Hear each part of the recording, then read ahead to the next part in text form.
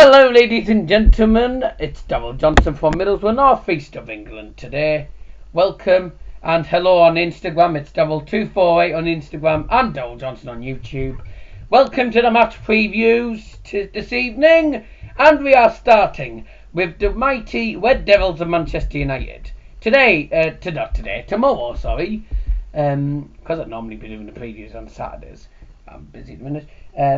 Tomorrow, Manchester United are playing at Selhurst Park away to a Crystal Palace side who are yet to score a goal in the league at the minute.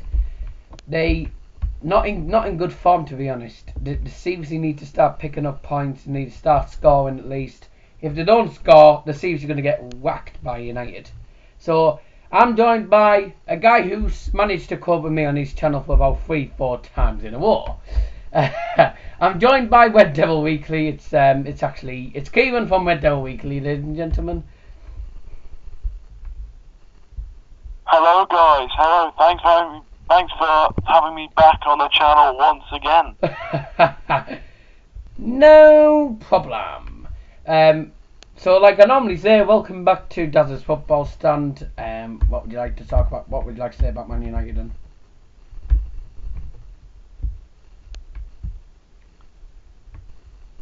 Are you there?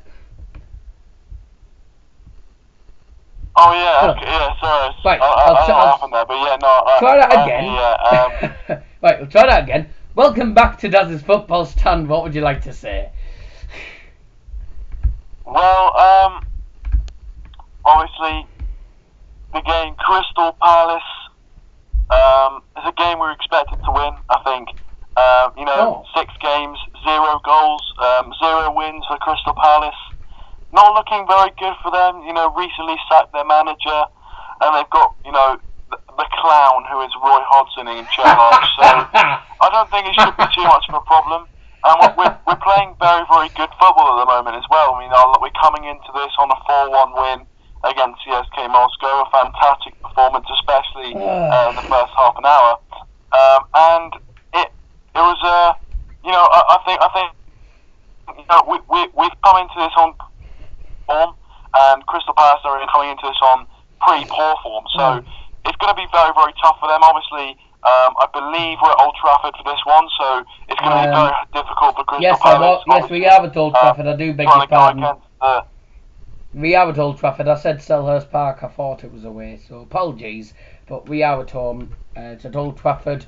United unbeaten in the league. We've hardly lost a single game for quite a few games, and obviously when Manchester City are playing against Manchester United tomorrow. Playing Chelsea tomorrow. So what we need is for Man City and Chelsea to get a point against each other, and then of course we win. Bang, top the league. I don't really think it'll make much of a difference even if Chelsea win. They'll still be on the same points, but they'll still be nowhere near United. And I can see United going to top the league tomorrow. I mean, I'm having a look here. Crystal Palace, 6 games, 6 defeats, conceded 13 goals, and I think it'll turn to 17 tomorrow. About 4 of them will go to 4 of them for United. Oh, what a shame for Manchester City. Sergio Aguero's out for 2 months. Yes. Great news. Aguero's out after the car crash in Amsterdam. Tough. But yes, I'm glad. United have kept a league high 5 clean sheets in their past 6 games. Only conceding against Stoke City in the Premier League, and that's the only time they conceded a goal. Last time Palace won against United was a 2-1 League Cup quarter-final at Old Trafford in November 2011. Otherwise, Manchester United have never lost a Premier League game against Crystal Palace in 16 meetings against them. They've won the 13, they've drawn 3. And I'm presuming, no, it's Premier League. Let's not forget that probably the biggest game that we played against Crystal Palace was against them at Wembley Stadium when we won the FA Cup 2016. game to remember, to be honest. But it did cause us a lot of problems then, because we had a good team on the pitch. We didn't have the same squad as we have now, but it was an important win and some good goals from the game as well. So we deserved to win the cup. Manchester United, Michael Carrick, Paul Pogba, Marcus Rojo, and Zlatan Ibrahimovic will be on the sidelines. Phil Jones, Valencia, Fellaini, and Anthony Martial will all be assessed. Benteke is out for 6 weeks. Benteke is out for 6 weeks because of a knee ligament damage. And Loftus-Cheek, James Tomkin, let me get my words right. Timothy Fosu-Mensah is not going to be able to play against United. This is what the commentator Guy Mowbray from Match of the Day says. Manchester United have travelled to Moscow and back this week, but they'll still be expected to beat Palace even if they had been to the moon. By how many points doesn't matter, and how many goals. With Chelsea playing Manchester City and one or both to drop points, all Jose Mourinho is worrying about is a win, which I agree. All we need is a win and we're top of the league. With Roy Hodgson, he was a decent manager when he was in England. He took us to the 2014 World Cup, 2012 Euro, and we still played tripe as usual there. But when he's a Crystal Palace, which is a Premier League club, he's managed a few clubs against us. He's actually been successful against United a lot of times. He was successful at Tottenham when he was against United and stuff. QPR, I don't think he was a QPR, but there's a few teams he's been with, and he's beaten Man United before. Roy Hodgson says there's never a good time to play Man United. We're here to play against the big teams, and I guess Jose will say that it's not ideal to be playing on a Saturday after travelling back from Russia, but they have a strong squad. I agree. I totally agree. We've got probably one of the best squads in the Premier League. And Crystal Palace have probably the weakest squad, so it's first again. It's like second. Well, I'll class United as first, even though it's goal difference. So it's pretty much top of the league versus bottom of the league. But what's your thoughts? I agree. I think obviously Crystal Palace coming into this just on really really bad form, and as Hodgson says, the thing is that Manchester United have a really good squad, and if we lose tomorrow, I don't think Jose Mourinho can really be making too many excuses. I think he is a manager who likes to try and take the blame away from his players, but I think if we do lose tomorrow, then there won't be. It's going to be most likely down to not taking it as seriously or thinking it's going to be a walkover or something like that. But we should win this game. We should. There's no doubt about it. And as you said, hopefully the goal difference can go up to or goals against Crystal Palace can go up to because we're at the moment 15 goals on the goal difference, but Man City are on 19. So if they lose tomorrow, they'll lose 2-0, they're down to 17 goals. Well, we only need a 4-0 win, and bang, we're up the top of the league. And Crystal Palace seem to be doomed at the minute. They just don't look like scoring. They're a decent team, like I mentioned yesterday on your channel. They're a very decent team, but the thing with them is they can't score. They can get the chances away. They can try and get shots on target. They can't take the chances, can they? So it's a bit nip and tuck. But I would normally. I've said this before to you and on your channel, and I'll actually say it again this time on my channel. The attackers can't score if they don't get the ball. And there you go. That's my overall opinion. So yes, right. Over to you now. Exactly. If we just play possession, we can play them out of the ball completely. Using Old Trafford, can make the most of it and keep the ball quite well, and just overall, I think it's going to be very difficult for Crystal Palace to get into the game now. You sound. Hold on. Wait a second. Not really doing like that well against. Not doing like too well against like the teams at the bottom of the table, and possibly slipping up. But as I said, the Crystal Palace don't really look like scoring. Benteke is now out as well. So where are their goals going to come from? I know that Wilfried Zaha, ex-Manchester United player, he's not a bad player. He's a decent player they've got. But I'm not sure if we can rely on just him. I know they'll have they'll probably have some other players who will be able to get goals. But as you said, this don't look like scoring at all. So if we can keep the ball, and if we're clinical like we have been so far this season, there's no doubt we'll get the 3 points and really put the pressure on Manchester City, and hopefully by the end of tomorrow we'll be top of the table. Yeah. We're having some technical issues, ladies and gentlemen. Your voice is sounding cackly at times. Alright, sorry about that. Just thought I'd mention it to you. No problem. Well, yep. Thanks for your support, mate. And I'll catch up with you later tonight, because I'll call in on your stream, whenever you're doing it. Yeah. Alright. Yep.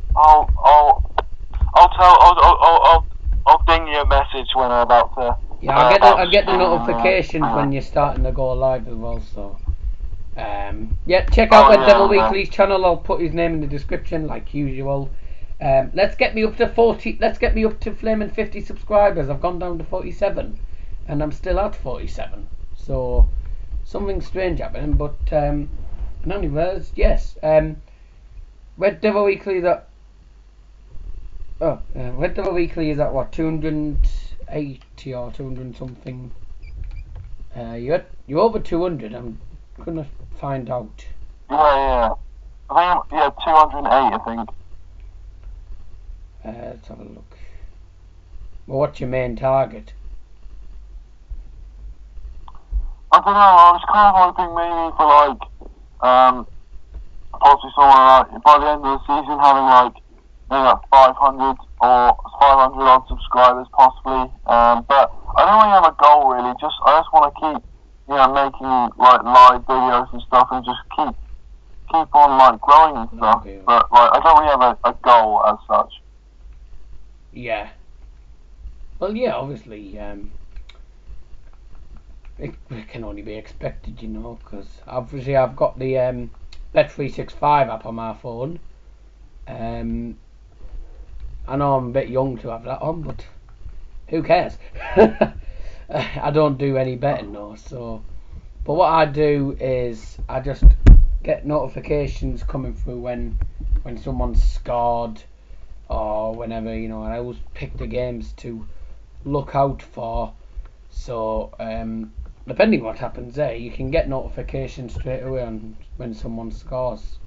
It's a very good thing actually. So you don't just have to, you don't have to.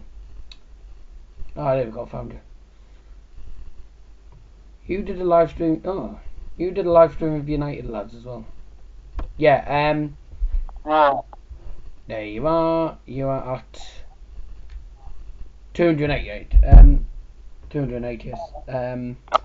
Let's get him up. Let's get him up to more. So check out his channel if you're new.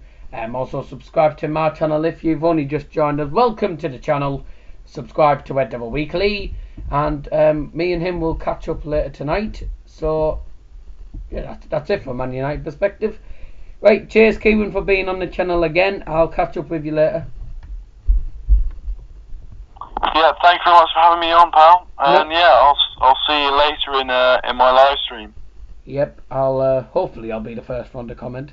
I never am. No, that's the problem. I never am. Anyways, I'll catch you later. See ya.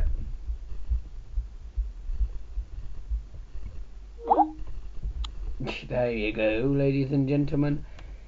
Red Devil Weekly. That's Kieran from Red Devil Weekly, in other words. Actually, it's yeah, check out his channel. Nice lad he is. Also watch his live stream tonight, because I'll be on it. I'm gonna see if I can get a Boro fan on, and I know exactly the one to use.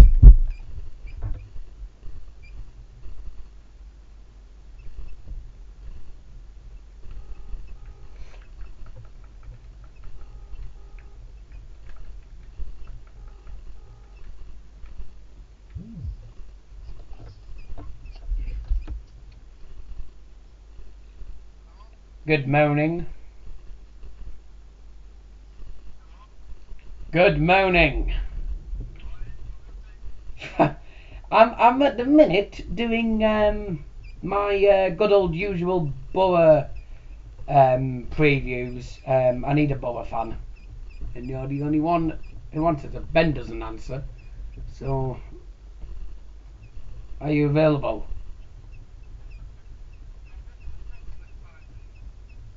Well, it'll only be about 2-3 minutes. I'm at the minute doing the preview at the minute, so if you get what I'm on about. I'm recording now at the minute. I'm at the minute on the recording bit of it, so you want to? Okay, right. Hold on a second. Can you mute the TV that's in the background? So I can't hear you for that. Right. Ladies and gentlemen, we have a Boro fan on the. We've got a Boro fan on the line. It's my good friend from Teesside. It's Matthew. Hello? Hi. You're live on Desert Football Stand. Obviously, you're on here for Boro versus Brentford's preview. What would you like? So, what do you want to say?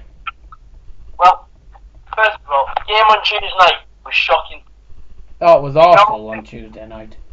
Seriously, it was. It was just shocking. But credit to their striker who scored that goal. Yeah, like their striker was actually, I believe, Neil Madison's son, which won't go down well. But yeah, it was a bit of a disappointing game. We should have won it. We just should have just won it.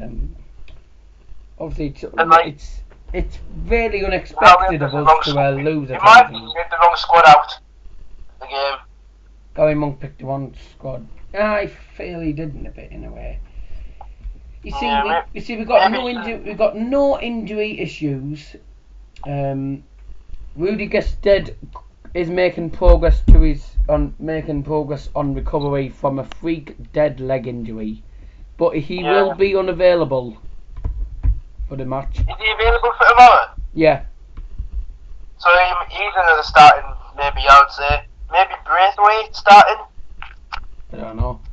But the sport analytic machine, otherwise known as SAM, says home win 55%. There's a very little chance of Brentford winning. Boro have won their last 9 consecutive matches against Brentford in all competitions. A one that stretches back to December 1986. Now the Bees have won. The finals and stuff. Yeah. The Bees have only won once away to Boro in their entire history. And the only time they've beaten Boro at the Riverside Stadium, or in other words, the year it was, which was Ayresome Park, the last time they beat us at the Boro ground was a 1-0 win in March 1938. Exactly. So we've got a very good chance, to be honest. Our team, if we put out the right formation, puts out the right players, we've got a good chance of winning. Yeah. So I'm going to have a look at the table from what happened on Tuesday night. We are 9th in the table, which isn't good. But 3 points. If we get 3 points tomorrow, with Aston Villa, Bristol City, and Ipswich losing, we go back into the top 6. But we will have to win by 2 or 3 goals. Brentford are 20th.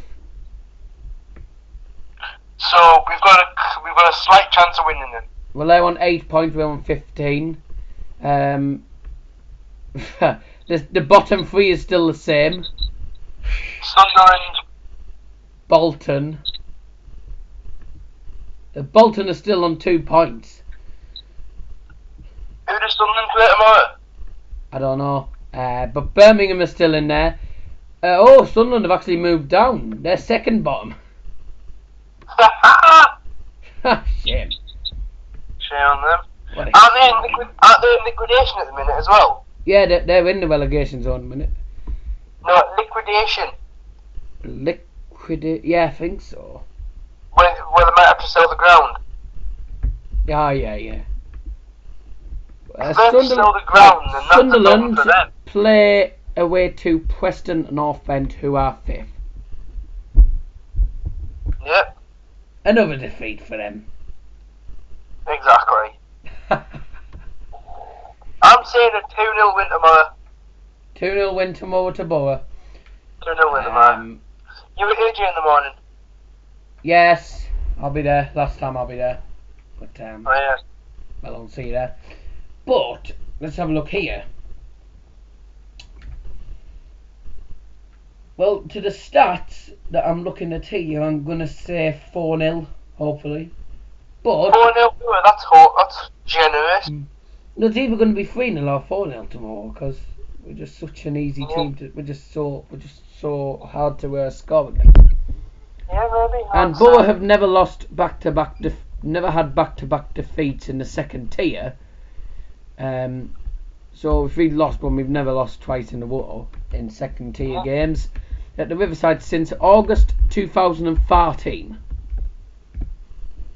And the last time we played Brentford was in that playoff final as well, wasn't it? Ow, yes. Ow, me foot. Yes.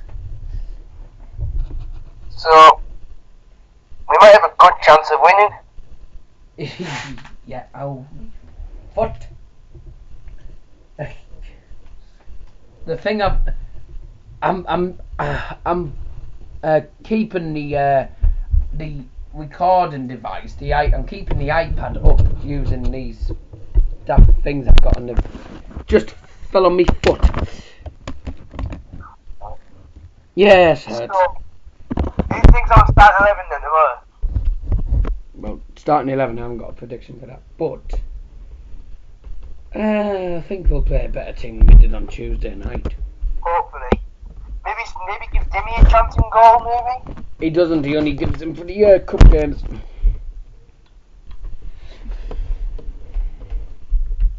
To be honest, who needs Dimmy when you've got Damon Randolph, who can save a lot? I mean, he didn't save a lot for flaming West Ham. Played crap for them, he played better here. It's a 15 o'clock kickoff, otherwise known as 3 o'clock in UK time, at the Riverside Stadium. Boro versus Brentford. 4-0 my prediction is. Matty's is 2-0. That's the Boro prediction done. Right, Matty, you can go and do what you were going to do now. So thanks for being on. And yeah, make sure you keep looking out for my previews and reports. I'll see you tomorrow. I'll see you tomorrow. See you tomorrow. That was Matthew Piggott on the phone, ladies and gentlemen. Big Boro fan he is. Same age as me, I'd say. But now let's go on to the Bayern Munich. I'm not going to chat. I'm not going to put any shirts on, but I'm just going to go into the Bayern ones. Worrying times for Bayern Munich. After losing the other day, Wednesday night, it's an absolute disaster. 4-0 defeat. 3-0 it was. Actually, I'm glad it was only 3-1. 3-0. 3-0 defeat PSG is not expected, but well, that's life. And they're not playing on Saturday. They're playing on Sunday, aren't they? Yes, Sunday they're playing. I believe it'll be on BT Sport if you have it. Should be on one of the football channels. Newcastle Liverpool, that's our game. Yes, there you go. Hertha Berlin versus FC Bayern München. Coming back from a bit of a disastrous 3-0 defeat at PSG. Need to perform better. Obviously, our defence wasn't good, but the defeat has cost Ancelotti his job. People are saying it's the players' fault and not the manager, which I understand why, but he was successful, but he's 58 years old, and we really need to start, start performing better in Champions League. Carlo Ancelotti says it's been a great honour to form part of Bayern Munich's history. I'd like to thank the club, the players, and its amazing fans. Mia San Mia. I still don't know what that means, but we're now managerless for this game, and it puts us under a lot of pressure. We are unbeaten in the Bundesliga. Our only defeat was against Hoffenheim. That was bad. But yeah, we got some interesting games. That's Sunday, the 1st of October. Hertha away, and then we're at home to Freiburg. Then at home to Celtic in the Champions League, the 18th of October. That should be a win, and away to Hamburg. We lie third in the league. 3 points off the top, but obviously Dortmund have got 18 goals in the goal difference. Conceded only 1 goal this season. They've played well. Good credit to them. Hoffenheim, would you believe, were above us by a point. And of course we are second in the Champions League group, so we need to beat Celtic. If we don't beat them, then obviously we're not going to be in the league for long.